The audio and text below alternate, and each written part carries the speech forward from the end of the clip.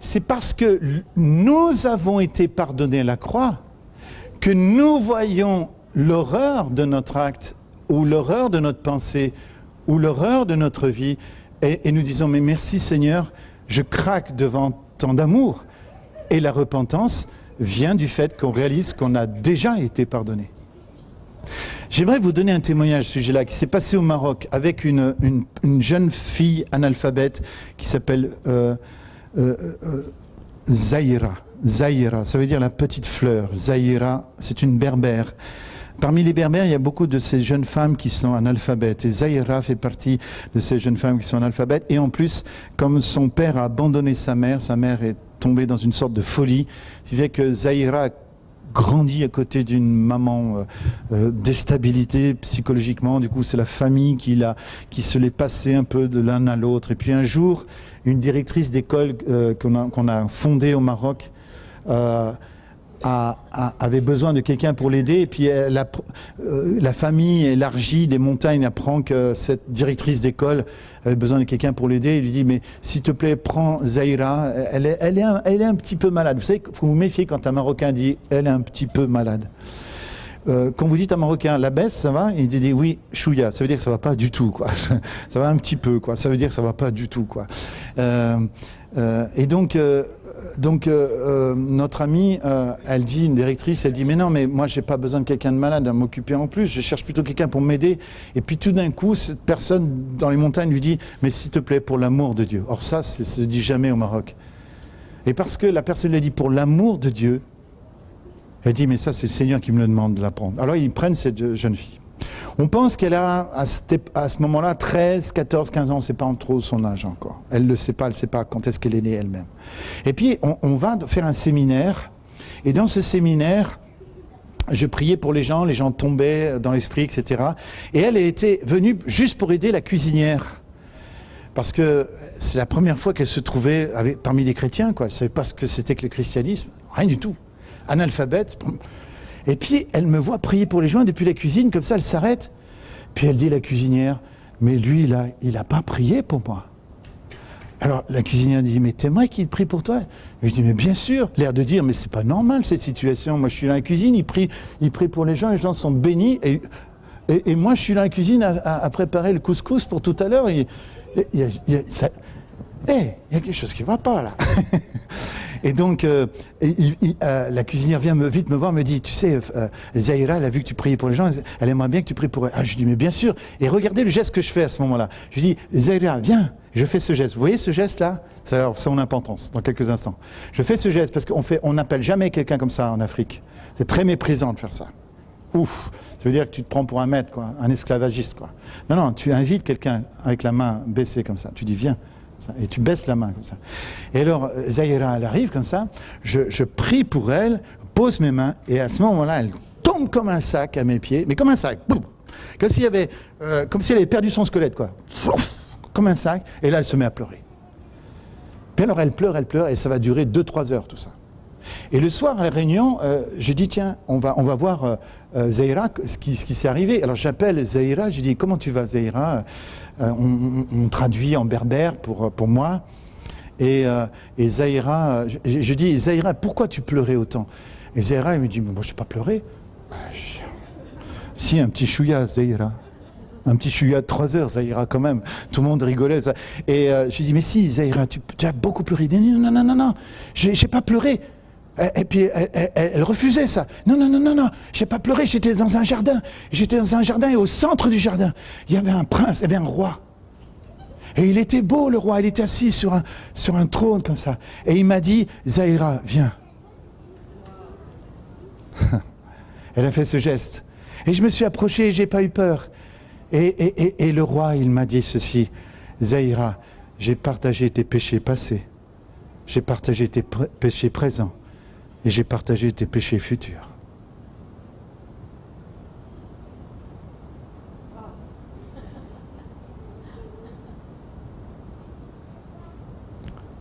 À ce moment-là, à l'intérieur de moi, je me suis dit, mais tu en es où, Pierre? Et honnêtement, je dois être honnête, parfaitement honnête avec vous, à ce moment-là, on m'aurait dit, Jésus a partagé tes péchés passés, j'aurais dit oui. J'aurais dit, Jésus a partagé tes péchés présents, j'aurais dit oui si je les ai confessés. Mais d'entendre ça, j'étais, comme disent les Anglais ou les Américains, speechless. J'étais scotché. Waouh! Et honnêtement, j'ai entendu des messages profonds sur la grâce.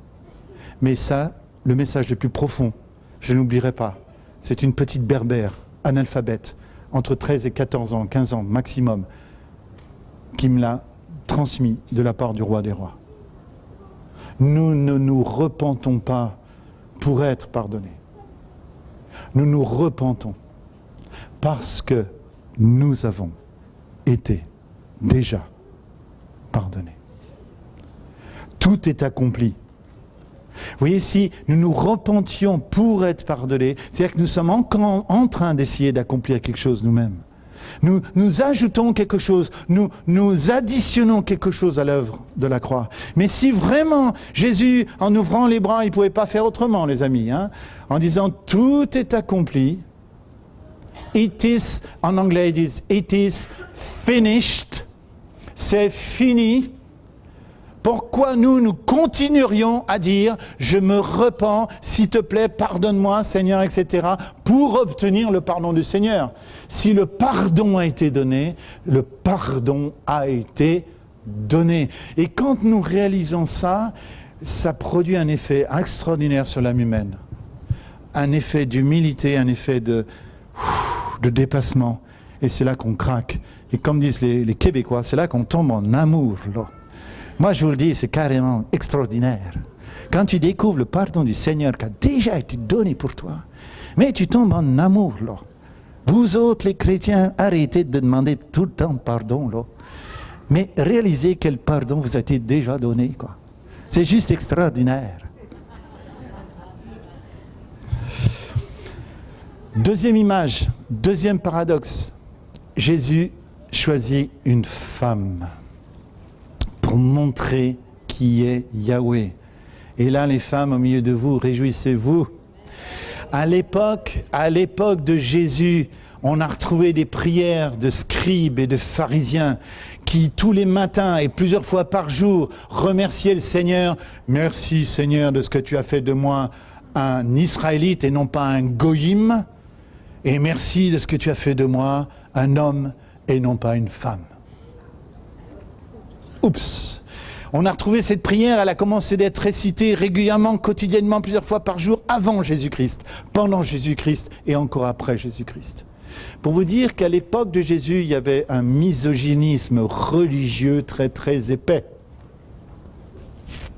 Et regardez comment Jésus a choisi de naître. Comme un enfant, l'enfant était méprisé aussi à cette époque. Dans la pauvreté, le pauvre était méprisé. Et d'une femme sans l'aide d'aucun mâle. Ça, si ce n'est pas une claque au machisme, je ne sais pas ce que c'est. C'est même un aller-retour, vous voyez ce que je veux dire? C'est poum, poum. Le mâle n'a rien à voir, à faire dans l'histoire du salut. Par contre, il y a un véhicule féminin.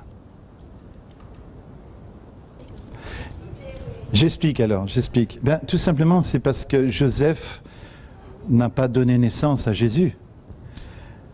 Mais que, puisqu'il fallait que le Sauveur soit un homme, il a choisi un véhicule féminin, Marie, et il a couvert Marie de son ombre, et Jésus est le fruit des amours du Seigneur et de cette femme qui reçoit la semence divine pour donner naissance au Sauveur. Mais aucun homme, à ce moment-là, n'est impliqué directement.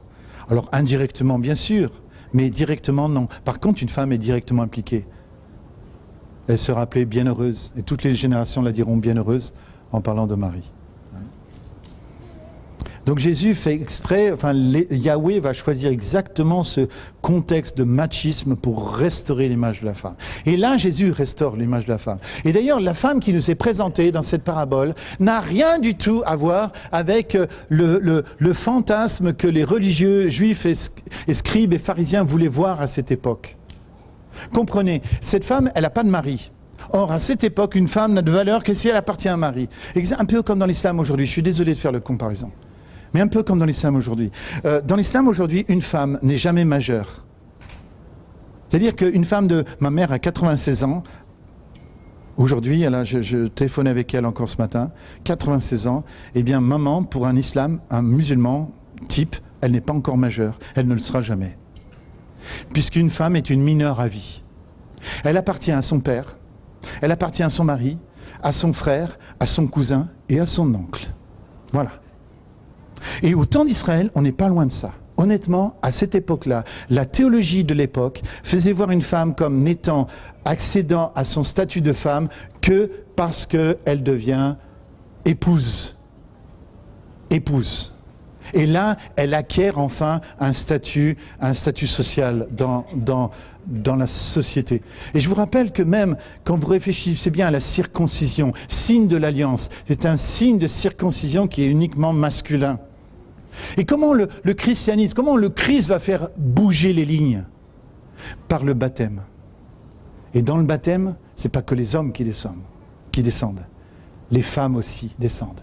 Ce qui fait que par le baptême d'eau, dans la nouvelle alliance, nous recevons tous, hommes et femmes, la même circoncision, la circoncision du Christ, qu'on soit homme ou femme. Et d'ailleurs, c'est le christianisme qui va faire bouger aussi les lignes en termes d'héritage. Parce qu'à l'époque de Jésus, et on le voit bien dans la troisième parabole, dans la troisième partie de la parabole, il y a 2 garçons. Pourquoi il y a 2 garçons? Parce que les filles n'héritent rien à l'époque de Jésus. C'est les gars qui héritent. Tu peux avoir 7 filles, s'il y a un seul gars, c'est le gars qui hérite. Et qui est-ce qui va faire avancer ça? C'est Jésus, parce que le salut va être offert comme héritage aux hommes et aux femmes. Et si le salut est offert aux hommes et aux femmes, alors les femmes peuvent aussi hériter des choses terrestres. Si elles héritent des choses célestes, alors elles peuvent hériter des choses terrestres. Alléluia, un peu d'injection de féminisme ne fait pas mal, n'est-ce pas? Karashikarabasandaraha. Hein? Et donc, vous voyez, c'est le christianisme qui va faire évoluer toutes ces lignes comme ça. Et là, Jésus choisit une femme étonnamment moderne, dans le sens où cette femme, elle existe par elle-même. Elle n'existe pas parce qu'un homme est à ses côtés. Et puis, cette femme, quand elle va retrouver la drachme, eh bien, elle va faire la fête avec ses amis. Elle va organiser la fête. Elle va avoir pas besoin d'un homme. Elle va pas dire à un homme, est-ce que je peux organiser une fête? Non, elle organise la fête d'elle-même. Donc c'est une femme libre. Et ça va choquer énormément les auditoires scribes et pharisiens, croyez-moi. Cette femme, elle est un peu trop libre pour eux. Ouh là là, ça sent la modernité là, un peu trop libre là.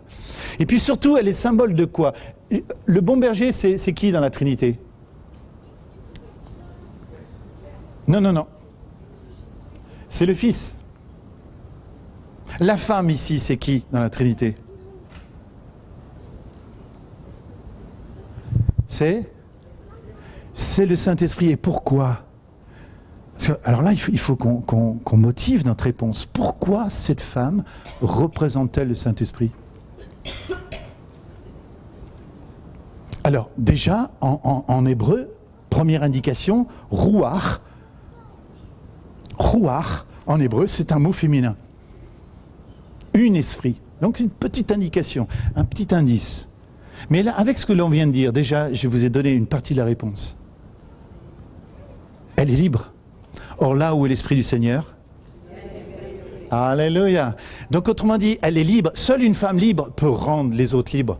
Et c'est justement tout le dialogue qu'il y a dans Galates entre Agar et Sarah. Agar, elle est esclave. Elle ne peut enfanter que dans l'esclavage.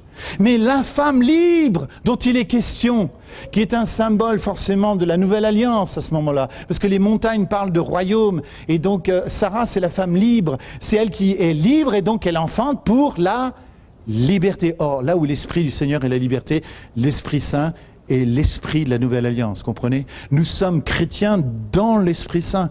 S'il n'y avait pas d'Esprit Saint, nous ne pourrions pas être chrétiens. Et nous ne pourrions encore moins être libres. Il n'y a pas de liberté en dehors de la présence de l'Esprit Saint.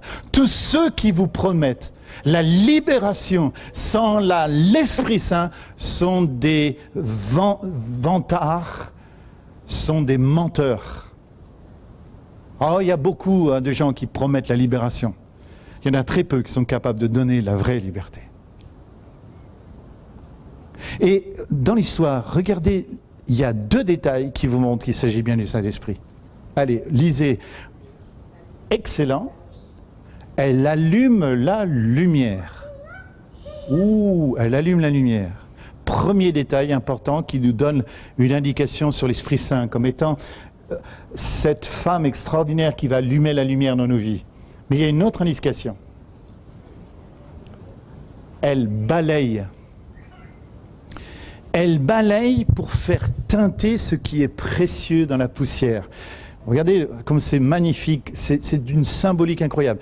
Regardez, elle allume la lumière et elle balaye jusqu'à ce que ce qui est précieux se mette à teinter au milieu de la poussière, quelque part. Or, la poussière, c'est toujours symbole de la chair, de ce qui doit donc disparaître. Et ce qui teinte, c'est ce qui est précieux. Autrement dit, c'est en rangeant la maison qu'elle retrouve ce qui est perdu. Regardez bien la stratégie. C'est en rangeant la maison qu'elle retrouve ce qui est perdu. Et qu'est-ce que fait le Saint-Esprit dans nos vies? Il allume la lumière dans nos vies. Et il commence à faire du rangement. Et en faisant du rangement, il révèle ce qui est précieux en nous.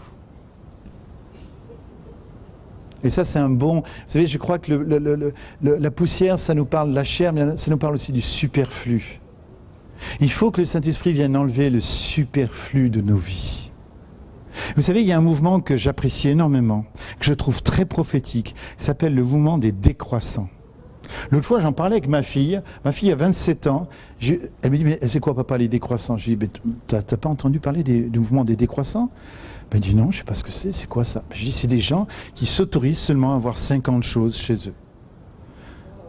Mais alors, 50 choses, tu veux dire quoi? Ah ben, ce que tu veux. Mais par exemple, un produit de beauté, si tu veux que le produit de beauté fasse partie des 50 choses, tu le mets dans les 50 choses.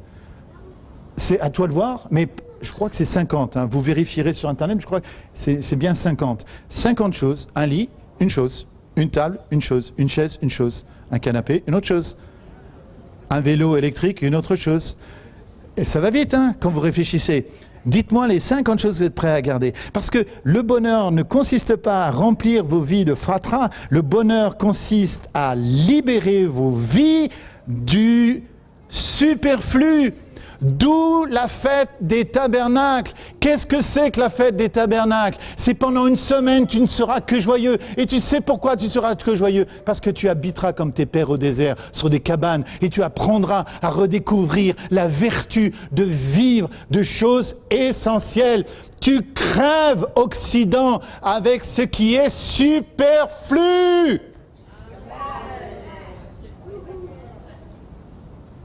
C'est ça la fête des tabernacles. Et je vous rappelle que la fête des tabernacles, c'est sans doute la fête prophétique qui n'est pas encore accomplie. Il y a quelque chose que Saint-Esprit veut faire, nous enlever le superflu pour nous rendre plus heureux. Parce que plus tu as, plus tu es inquiet. Je connais des gens qui ont beaucoup, mais qu'est-ce qu'ils sont inquiets? On est inquiet par rapport à ce que l'on a. Les forteresses dans l'imagination du riche sont comme des murailles imaginaires. C'est un proverbe qui le dit ça. Autrement dit, cette femme est un symbole du Saint-Esprit parce qu'elle allume et elle enlève le superflu de nos vies. Elle nous ramène à l'essentiel, elle nous ramène à la lumière, elle nous ramène. Et Jésus va prendre cette femme qui est méprisée à cette époque et en faire un symbole de Yahweh. Vous savez qu'il y a un homme qui s'appelle le comte Zinzendorf. Est-ce qu'il y en a qui ont entendu parler du comte Zinzendorf? ici 2 personnes. Zinzendorf, qui était Zinzendorf? Zinzendorf était un jeune homme très riche, une famille très riche, ils s'en fichaient complètement du christianisme. Puis un jour, il visite un musée, et dans le musée, il y a un tableau d'un crucifié. D'ailleurs, le tableau, j'ai essayé de le retrouver, il n'existe malheureusement plus. Le musée a connu un incendie, et le tableau est parti.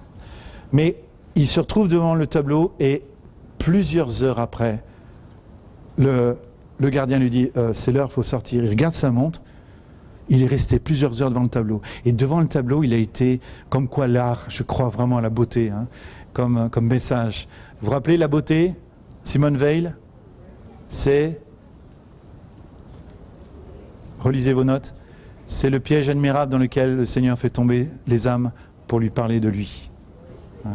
Et il est devant ce tableau d'une beauté incroyable du Christ en croix, et il entend une voix qui lui dit « Regarde ce que j'ai fait pour toi ». Et Zinzendorf va être complètement transformé. Il va devenir chrétien, il va être à l'origine d'un mouvement incroyable qui s'appelle les frères Moraves. Si vous n'avez pas entendu parler de Zinzendorf, vous avez forcément entendu parler des frères Moraves. Et aux États-Unis, Moravian Falls, hein, au nord des États-Unis, les chutes Moraves, c'est parce que les Moraves sont allés, ont fui la persécution, ils sont allés donc au nord des États-Unis.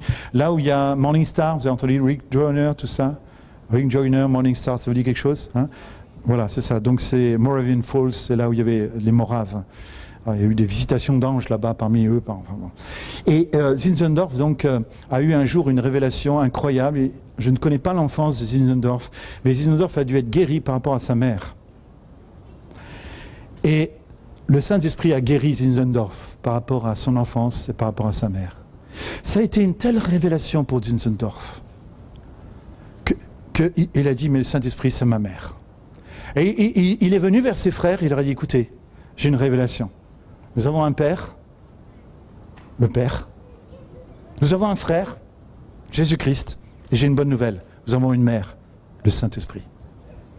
Et à partir de ce moment-là, toutes les fêtes de Pentecôte, les frères Moraves ont commencé à célébrer la fête des mères, de la mère qui est le Saint-Esprit. Parce que c'est elle qui nous enfante. Et d'ailleurs, il y a des paroles qui vont dans ce sens-là.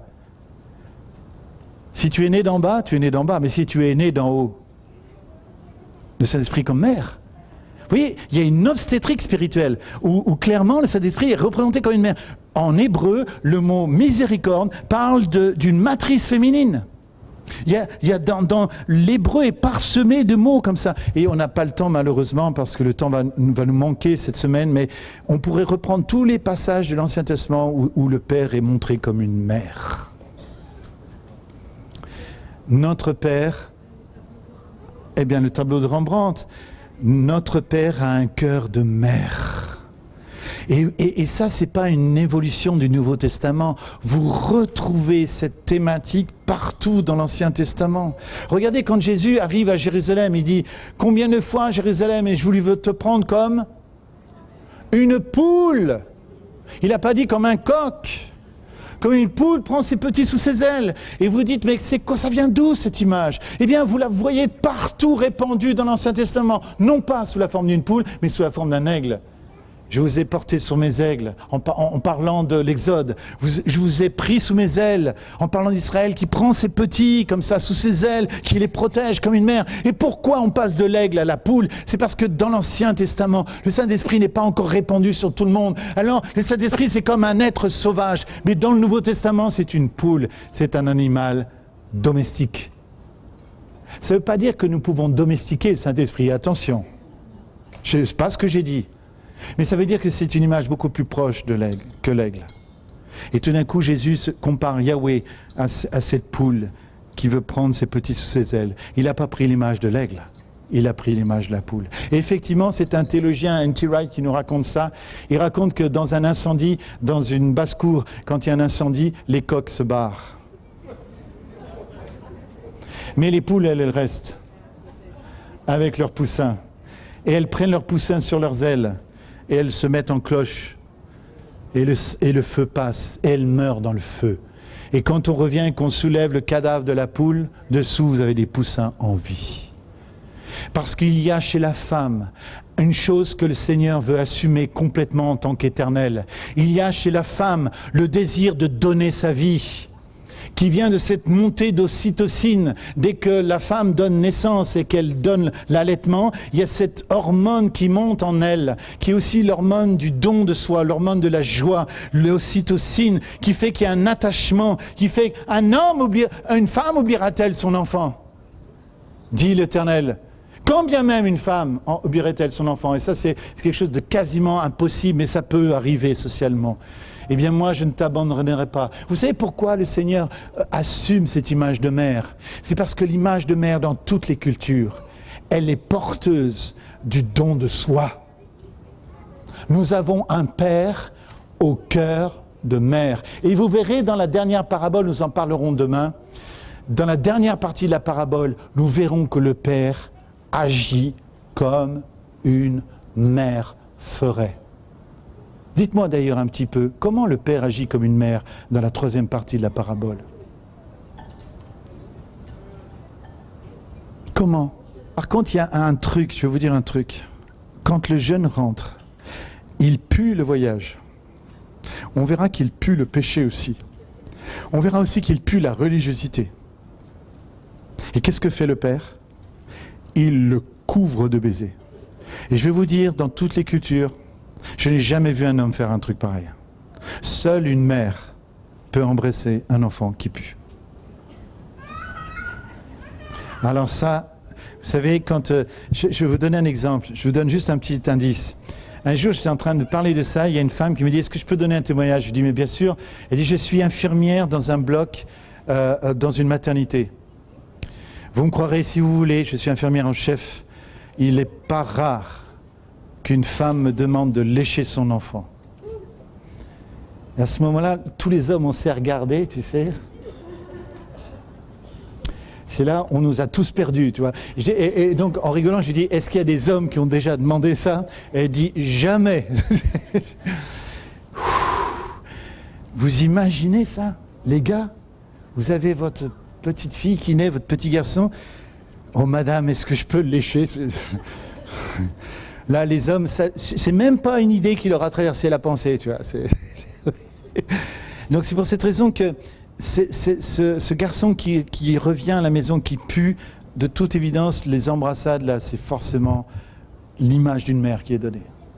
Vous savez, que vous alliez dans toutes les cultures, c'est ça qui est incroyable. L'image du père, on va dire, est-ce qu'elle est positive, l'image du père, dans toutes les cultures? Oh non. Alors là, non. Alors là, s'il y a vraiment quelque chose qui est négatif dans la plupart des cultures, c'est que le père est un symbole souvent alors, de force virile, d'accord, mais c'est souvent un symbole de gars qui trahit, hein, qui laisse sa famille. Hein. Non mais sérieux, hein. Il n'y a pas de culture qui échappe à ça. Hein. Papa Outé, vous vous rappelez de Papa Outé hier? On a parlé de la francophonie, mais si on traduit ça en anglais ou dans d'autres cultures, dans d'autres langues, ils vont se reconnaître, hein, les gars. Hein. Il y a le papaoutage, l'empapaoutage des pères, c'est quelque chose d'assez universel. Hein.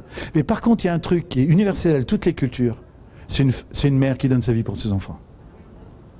Alors ça, je peux vous dire.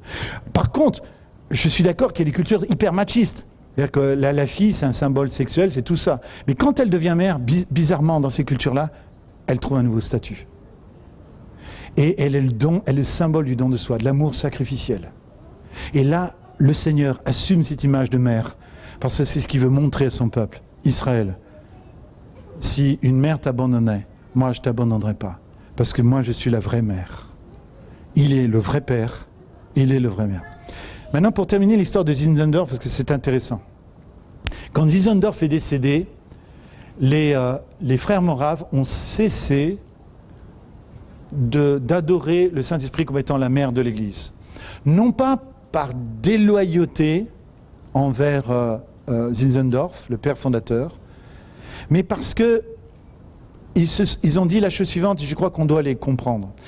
Ils ont dit que, certes, le Saint-Esprit nous montre qui est la mère, mais le Saint-Esprit est aussi celui qui nous montre le Père. Et que donc, mettre le Saint-Esprit uniquement dans la case maternelle, c'est limiter l'identité que l'on donne au Saint-Esprit. Vous comprenez ce que je veux dire? Donc, nous, est-ce qu'on va se mettre à appeler le Père mère? Non.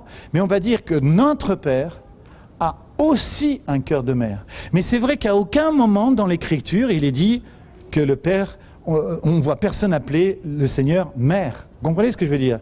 Mais par contre, ce qu'il faut, c'est que nous enrichissions notre compréhension de la paternité. Seul Dieu peut parler de Dieu de la bonne manière. Vous comprenez ce qu'on a dit en début?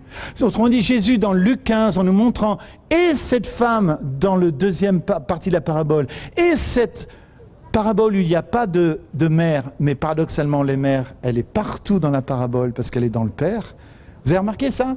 Dans la troisième partie de la parabole, il y a un homme et ses deux fils, il n'y a pas de maman.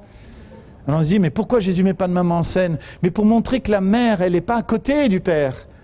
S'il n'y a pas de mère à côté du Père, c'est parce que la mère, elle est dans le Père. C'est pour cette raison que Jésus n'a pas mis de mère en scène. Il a mis la mère dans le Père. Parce que le Père, il est Père et Mère parfaitement. Et ça, c'est donc la troisième partie de la parabole où on voit donc un père et ses deux fils. Maintenant, on va terminer et je voudrais vous lâcher encore un gros morceau, mais pour vous préparer pour demain. Qui est le cadet dans la parabole et qui est l'aîné dans la parabole? Je vous pose à vous la question. On est d'accord. Dans la première parabole, on a le père, le berger qui représente Jésus. D'accord? Deuxième parabole, on a cette femme qui représente l'Esprit Saint, qui est une femme libre et qui peut nous donner la liberté. Et dans la dernière parabole, nous avons le Père qui est forcément le Père. Hein. Mais du coup, qui sont les deux individus? Oh tiens, j'aurais dû demander, qui sont les 10 drachmes? Les 9 drachmes et la drachme perdue, c'est qui dans la deuxième parabole? Dans la première parabole, on a dit quoi? Les 99 brebis, c'est qui? Ben, c'est les scribes et les pharisiens qui pensent qu'ils n'ont pas besoin de repentance. Et qui donc, ils sont droits dans leur botte, dans le désert, et ils sont finalement dans le désert de l'Exode, et ils ne veulent pas rentrer dans la terre promise. Alors Jésus dit, ben écoutez, j'ai trouvé une brebis, elle qui veut bien, je l'emmène dans la terre promise. Mais vous pourriez venir aussi. C'est ça l'invitation qui est faite, vous comprenez? Il y a plus de joie pour un seul pécheur qui se repent et donc qui rentre dans la terre promise que pour 99 justes qui restent dans le désert de l'Exode et qui n'ont pas besoin de repentance. Et toute la thématique de l'Exode est là. Encore une fois, Jésus parle aux Juifs, premièrement. Hein. Deuxième parabole, il y a 10 drachmes au début, il n'y en a qu'une qui se perd. C'est qui celle qui se perd?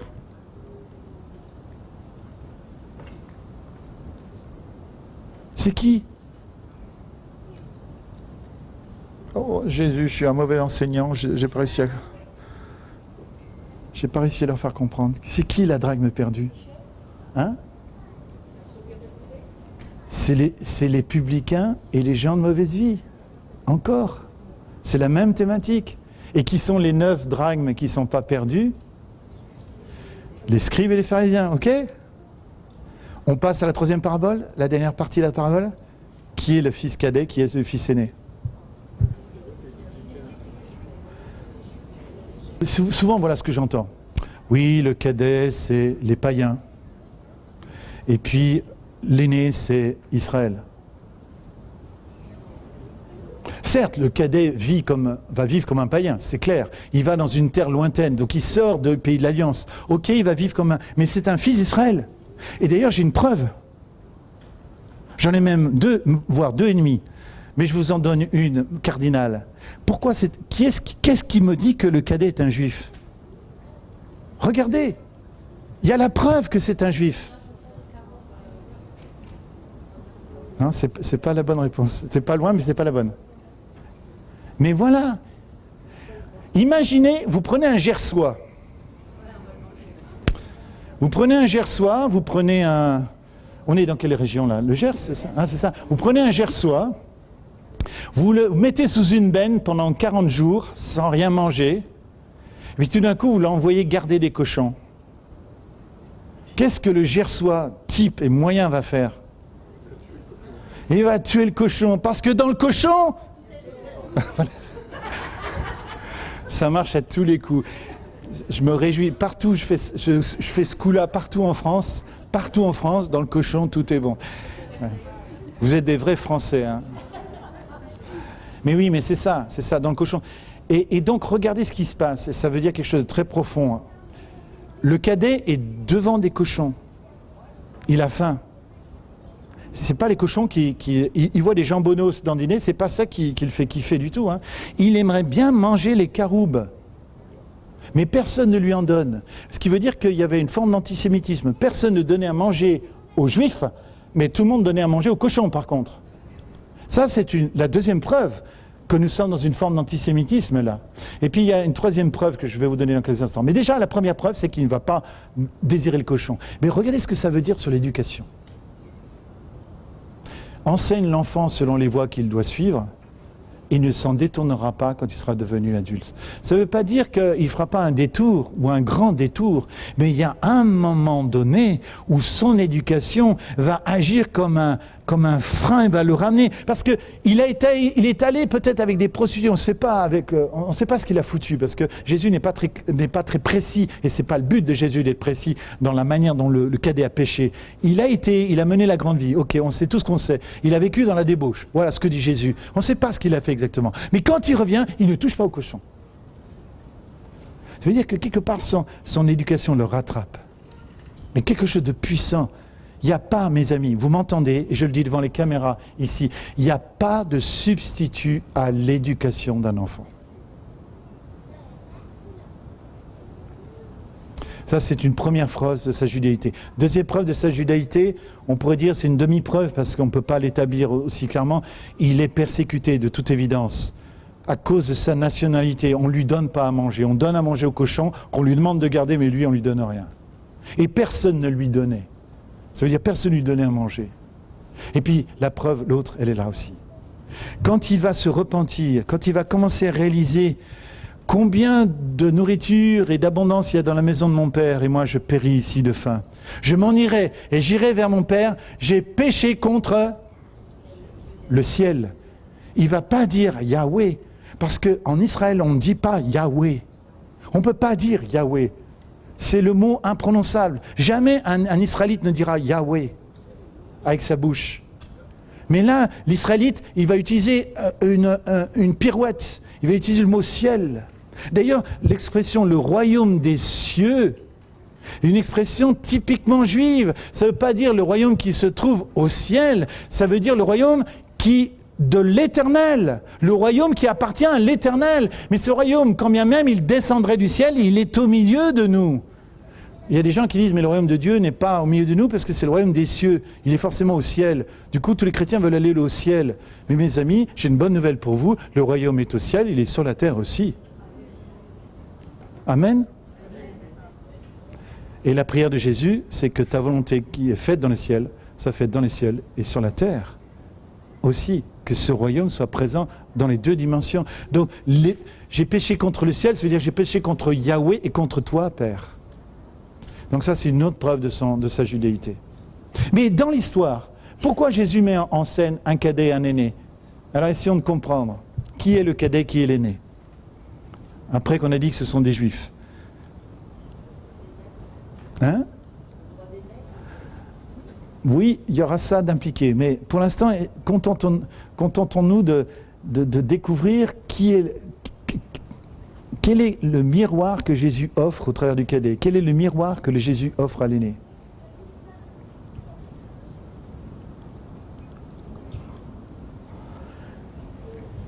Eh bien, les amis, les scribes et les pharisiens, encore une fois, l'aîné est là pour faire miroir aux scribes et aux pharisiens.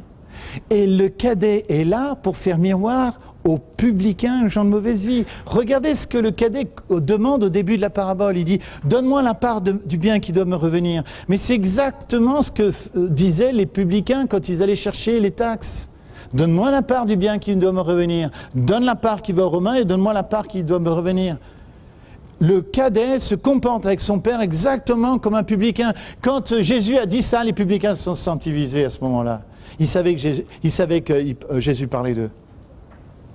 Quand Jésus va dire, mais celui-là, ton fils, il dit, oups, c'est ce qu'on vient de dire il y a peu de temps.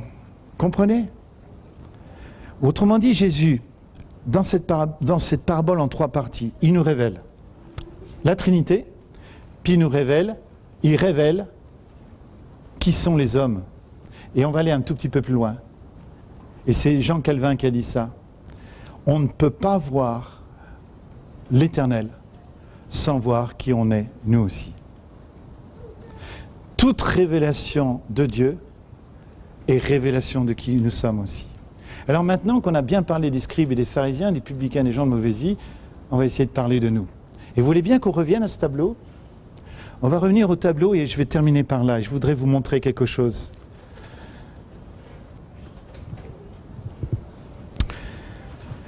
On est d'accord, nous avons des pécheurs ici, nous avons des amoureux de l'argent sur la gauche, des pécheurs et des amoureux de l'argent. Et ici sur la droite, nous avons des intellectuels qui adorent, mais qui ne connaissent pas celui qu'ils adorent.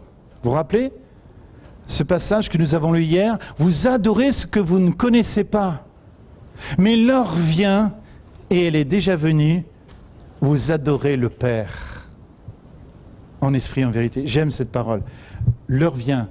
Elle est déjà venue, les amis, où vous adorez le Père. Autrement dit, il n'y a rien de plus terrible que d'adorer ce que l'on ne connaît pas. Mais l'heure vient, elle est déjà venue, où nous pouvons adorer le Père en vérité, en vérité, en vérité, et non pas en ignorance. Donc ces gens-là ont une grande connaissance, mais cette connaissance les fait errer. Vous savez qu'il y a des écoles de théologie, vous ne le savez peut-être pas en France, mais il y a certaines écoles de théologie dont je ne vais pas donner le nom, où les enseignants ne croient pas en Dieu.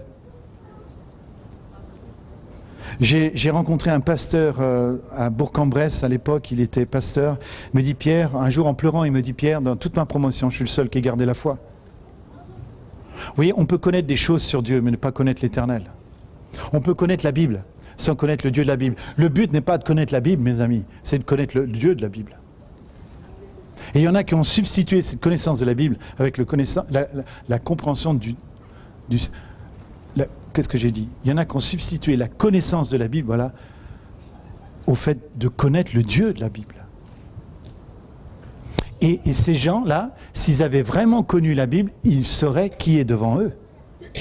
Ils ne diraient pas celui-là, mais ils tomberaient en adoration devant Yahweh, parce que c'est Yahweh qui est devant eux, en personne. Et Yahweh se présente à eux en disant, je suis comme ce berger, je suis comme cette femme, je suis comme ce père, je suis Jésus, le Fils, je suis l'Esprit Saint et je suis le Père. Jésus est venu présenter finalement qui est Yahweh à Israël. Mais j'aimerais qu'on aille un petit peu plus loin et qu'on ramène maintenant ce message vers nous, personnellement, dans une application pratique. Regardez ce que ça donne. Au fond, ce tableau, c'est une image d'Israël. Mais c'est une image universelle aussi, internationale. Vous pouvez trouver ça dans toutes les nations. Est-ce que dans toutes les nations, n'y a-t-il pas des pécheurs? Y a-t-il pas des amoureux de l'argent? Y a-t-il pas dans toute nation des intellectuels et des religieux qui, par leur connaissance, pensent qu'ils sont Dieu eux-mêmes? Y a-t-il pas dans toutes les nations Christ qui est venu au milieu des nations et puis des disciples? Autrement dit, toutes les nations, vous pouvez trouver ça au Maroc. D'ailleurs, c'est une scène qu'on aurait pu peindre au Maroc, mais pas seulement dans le monde oriental. Allez aux États-Unis, allez en Angleterre, allez en France, allez en Europe. Chaque pays, ça c'est un tableau presque sociologique, spirituel. Mais j'aimerais qu'on aille encore plus loin. Est-ce que ce n'est pas aussi le tableau de notre vie intérieure? Je m'explique. Moi, je viens de ce monde-là. Je ne viens pas du monde de droite, là, je viens de ce monde-là. J'étais anarchiste. Je vous l'ai dit, j'étais anarchiste, je viens d'un monde très rebelle, très opposé, très anticlérical. Et un jour, j'ai rencontré, grâce au témoignage de Luc Bussière, j'ai rencontré Jésus-Christ. On était en fac, tous les deux, de philo à Lyon, et je rencontre Jésus-Christ. Luc et Manuela sont devenus mes amis, et puis je me suis retrouvé assis avec eux, comme ça, dans l'église. Et un jour, j'étais en train de traduire un Américain, je crois que je l'ai dit hier, rapidement. Cet Américain dit à un moment donné, « My grace is sufficient ». Et au moment où il dit ça, je n'arrive pas à traduire cette phrase. Je suis incapable de traduire cette phrase. Et je me retrouve complètement impossible et je fonds en larmes. On est obligé de retirer le traducteur, ça fait un peu désordre. Il y a quelqu'un qui pourrait prendre la place de Pierre. Et puis moi, je me retrouve tout seul dans une salle à côté en train de me dire, mais pourquoi je n'arrive pas à traduire « My grace is sufficient », ma grâce est suffisante, ma grâce est suffisante. Je me répète la phrase « ma grâce est suffisante, ma grâce, grâce ». Mais au fond, qu'est-ce que ça veut dire? À ce moment-là, honnêtement, je ne peux pas trouver une définition de mot grâce. Et tout d'un coup, je me dis, mais je ne sais pas ce que c'est que la grâce. Au fond, qu'est-ce que j'ai prêché toutes ces années? Et je me rappelle ces conférences que j'ai données, la popularité dans le ministère, des guérisons, des signes, des miracles qu'il y a eu. Je dis, mais Seigneur, si je ne sais pas ce que c'est que la grâce, comment ça a pu tout se passer? Et là, le Seigneur qui me répond gentiment dans mon cœur, il me dit ceci, Pierre, tous les signes qui t'ont accompagné ont accompagné non pas ton témoignage, mais ont accompagné ma parole. C'est ma parole qui a été suivie des faits. Je ne confirme pas par mes miracles la réalité de ta vie avec moi. Je confirme par les miracles la réalité des Écritures. C'est une grande différence. Et c'est là où beaucoup de prédicateurs se plantent, c'est qu'ils pensent que le Seigneur, quand il fait des miracles, après leur message, beaucoup de prédicateurs pensent que c'est leur vie qui est attestée. Ce n'est pas nos vies qui sont attestées. C'est la réalité de la vérité qui est attestée. Waouh! Tout d'un coup, je découvre... Mais alors Seigneur, qu'est-ce que j'ai prêché pendant toutes ces années? Tu as prêché un message vrai. Sauf que ce message, tu as oublié de te le prêcher à toi-même. Tu as récité un évangile, tu as récité un catéchisme. Et ce catéchisme a eu des fruits. Et là, je pleure, je découvre mon ignorance. Je pleure sur mon ignorance. Et donc, tout d'un coup, je réalise que je suis dans leur monde à eux. Je sais des choses sur Dieu. Mais j'adore quelqu'un que je ne connais pas. Je prêche quelqu'un que je ne connais pas vraiment. Oh, que j'ai connu! Ah oui, je l'ai connu à Panassac. Je l'ai rencontré. J'ai eu une manifestation incroyable de sa présence. Moi aussi, j'étais témoin d'une visitation de sa présence. Mais j'ai comme perdu cela. Petit à petit, petit à petit. Comment je l'ai perdu? Et je vais vous dire pourquoi je l'ai perdu. Et je crois que je vous l'ai dit déjà un petit peu hier. Mon problème, mes amis, c'est que je suis quelqu'un de doué. Un jour, une femme m'a regardé, c'était en Suisse.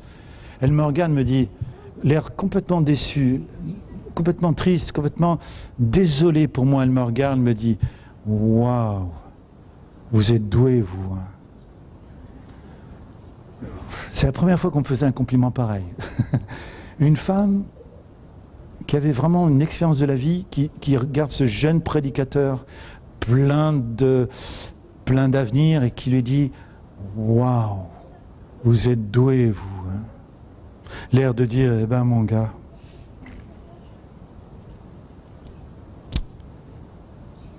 Et je vous l'ai dit hier, en faisant l'éloge de la faiblesse. Le danger, c'est que plutôt que de faire l'éloge de la faiblesse, j'ai fait l'éloge de mes forces. Parce que je suis doué. Parce que je suis intelligent, parce que je joue bien de la musique, j'ai des dons oratoires, je suis un bon pédagogue. Du coup, ce que j'ai fait, je suis monté, c'est comme si j'avais dit au Seigneur, bouge pas Seigneur, je vais y arriver. T'inquiète pas, je vais assumer et je vais devenir le chrétien. Et je me suis hologrammé une image de moi-même, vous voyez ce que je veux dire? Maintenant, ça devient connu dans le monde politique, ils s'hologramment les hommes politiques. Mais nous, les chrétiens, on fait tous ça aussi. On s'hologramme une image de nous-mêmes qu'on aimerait être. Enfin, c'est terrible, ça. On hologramme une image du genre de gars qu'on aimerait être. Et on essaye de ressembler à ça. Et du coup, on va faire appel à toutes nos forces propres. Mais pour tous les gens qui mettent un hologramme et qui essayent de ressembler à l'hologramme qu'ils ont été, il faut un chemin de Damas. Et mon chemin de Damas...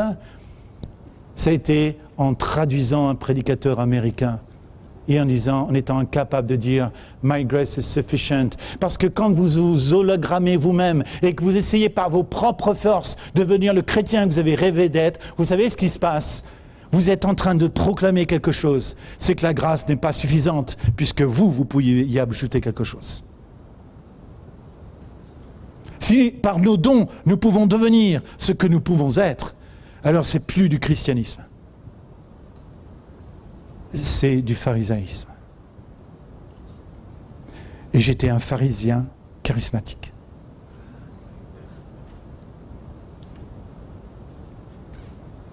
Et alors que j'étais dans la partie basse de mon être, dans la faiblesse, j'ai senti le Seigneur qui m'a dit, qui me tapote sur l'épaule, parce qu'il est super le Seigneur. Il m'a dit, Pierre, t'inquiète pas, je vais te réexpliquer tout ça. Comme quoi il y a une deuxième grâce, comme quoi il y a une deuxième conversion. Et c'est pas moi qui le dis, c'est un Français qui l'a dit.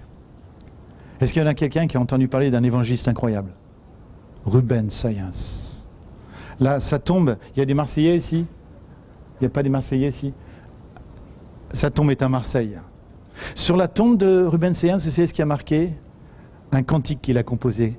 Et ce cantique, c'est la porte de la grâce. Et je me présentais devant toi, grâce infinie, comme une âme pauvre et blessée. Et la grâce me dit, mais te voilà enfin, pauvre âme lasse, pourquoi viens-tu si tard? C'est moi qui suis la grâce. Alors on lit ça, on se dit, ouais, super message d'évangélisation. Ça, ce qu'il faut comprendre, c'est que ce message d'évangélisation, en fait, c'est sa deuxième conversion. C'est sa deuxième conversion. C'est-à-dire que Ruben Sayens a d'abord été un évangéliste très très puissant en France. Il a fait des campagnes style André et Sergine Snanouch pendant des années. Puis à un moment donné, sa foi a connu une éclipse. Il commence à être mal. Commence à être très très mal. Il va voir un pasteur en Suisse réputé pour sa foi vivante. Et le pasteur dit, surtout ne quitte pas le ministère, surtout ne quitte pas le ministère. Alors il revient en France en disant, ok, je quitte pas le ministère, mais comment je peux continuer le ministère? Et puis un jour, il est dans les Écritures, et il dit, mon âme était dans les ténèbres, je ne sentais plus la vie chrétienne, je perdais la foi, Et d'ailleurs, je suis convaincu qu'à certains moments, il nous faut perdre une foi pour retrouver la vraie. Il faut perdre une foi psychique pour retrouver une foi spirituelle. Il faut que même la foi psychique meure pour que la foi profonde. Parce que la foi est plus qu'une adhésion, c'est notre identité. Vous savez, on peut être communiste, on peut être capitaliste, on adhère à une philosophie. Mais quand on est chrétien, on adhère. On est chrétien pas, on ne devient pas chrétien parce qu'on adhère. Être chrétien, c'est notre identité. C'est pas. Ensuite, c'est quelque chose en lequel on croit, bien sûr. Mais être chrétien, c'est être une identité. C'est pas une adhésion intellectuelle. C'est une nouvelle naissance. Or, cette nouvelle naissance, elle peut se produire en plusieurs étapes. Nous devenons chrétiens, mais j'ai une bonne nouvelle pour vous, nous continuons à le devenir. Et à certains moments, ça passera par une mort. Et peut-être même par des grands moments de doute. Et c'est ce qui est arrivé à Ruben Sayens. Et un jour, en lisant Zacharie, il lit le chapitre 3, et je vis le grand sacrificateur qui portait un vêtement sale et taché. Il s'est vu à la place de ce prédicateur, de ce grand sacrificateur avec des vêtements sales et tachés. Et puis le Seigneur qui dit, celui-là n'est-il pas un tison sauvé du feu? Et tout d'un coup, il va lire Zacharie 3, ça va être une révélation pour lui. Et il dit, et j'ai compris enfin la grâce entière. Et ça, c'est le message de Ruben Sayens. Ruben Sayens avait connu la grâce et tout d'un coup, il découvre la grâce entière. La grâce de Jésus entière, et c'est son renouveau. Et il va composer ce cantique, la porte de la grâce. Je crois que dans les ailes de la foi, si vous avez les ailes de la foi, c'est le numéro 503. De mémoire, je le dis comme ça. Vous connaissez les ailes de la foi? Il y en a qui ont ça chez eux. Si vous avez les ailes de la foi, s'il vous plaît, vous pouvez nous l'amener demain? Vous ne l'avez pas ici? Il y en a qui l'auraient ici, les ailes de la foi? Tu l'as ici? Ah, là, il faut absolument que vous entendiez le texte des ailes de la foi, c'est la deuxième conversion de Ruben Sayens. Et où est-ce que je veux en venir?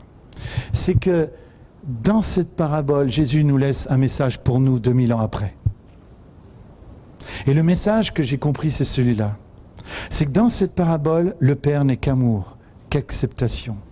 Mais il y a deux individus qui refusent l'amour. Il y a deux individus qui vont refuser l'amour d'une certaine manière. Vous allez voir comment le cadet le refuse. Je vous le montrerai demain. Et je vous montrerai comment l'aîné refuse l'amour. Et qu'au fond, il y a ces deux individus ont leur vie en nous. Est-ce qu'il y en a pas parmi vous qui pourraient se reconnaître dans le cadet? Vous ne trouvez pas des fois dans nos vies, il y a des attitudes de cadet, d'amoureux de l'argent, de la tentation d'aller dans un autre pays, de vivre une sorte de liberté à bon marché. Honnêtement, soyons cash. Est-ce qu'il y en a qui sont tentés par ça, qui ont déjà été tentés? Je vais vous dire, tous vous l'avez été, parce qu'il y a une vieille nature qui a comme visage le cadet. Mais il y a une vieille nature en nous qui a un autre visage.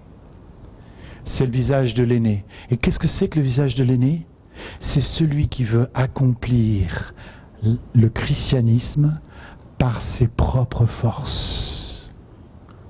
Et chaque fois que tu as essayé d'accomplir le christianisme par tes propres forces, tu as donné vie à l'aîné en toi. Or, ces deux-là nous volent le Père. Et si nous pouvons les ramener à la croix, vous savez, ce n'est pas des démons. Hein. J'aimerais bien que ce soit des démons. Parce que je viendrai voir Sergine, je dirais, Sergine, s'il te plaît, chasse le cadet de ma vie. Au nom de Jésus, Pierre, comme fait Sergine, vous savez. Elle vous regarde avec ses yeux. Quand je venais les premières fois à Panassac, j'avais peur de croiser ses yeux, j'avais peur qu'elle voie mes péchés. Ouais. Au nom de Jésus, Pierre, avec son regard pénétrant, je chasse ce cadet de ta vie. Au nom de Jésus, je chasse cet aîné de ta vie. Oh, qu'est-ce que ça serait génial d'être libéré comme ça. Puis à ce moment-là, le cadet partirait avec des borborigmes comme ça. Puis l'aîné partirait avec un grand cri sifflant. Et enfin, nous serions libres. Non, non, honnêtement les gars, soyons clairs. Ce ne sont pas des démons. Le seul endroit où ils appartiennent, c'est à la croix. Et je ne sais pas si vous avez remarqué la croix, comme elle est faite. Il y a deux brigands de chaque côté. Deux brigands de chaque côté. Et regardez comme cette parabole, elle est construite exactement comme Golgotha. Souvent, quelqu'un l'appelle, ils l'ont appelée la parabole du fils perdu. Ma question pour vous, elle est simple. Qui est le fils perdu dans cette parabole?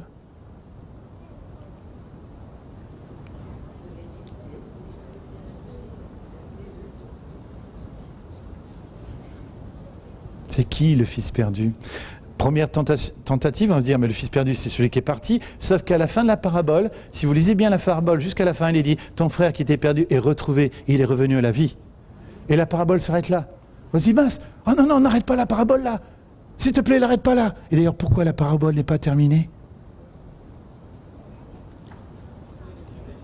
Parce que la parabole, c'est une question qui est posée à l'aîné dans nos vies. Elle est posée aux scribes et aux pharisiens de l'époque, c'est clair, mais elle nous est posée à nous aussi. Et toi, tu en es où? Ça va être quoi ta réponse?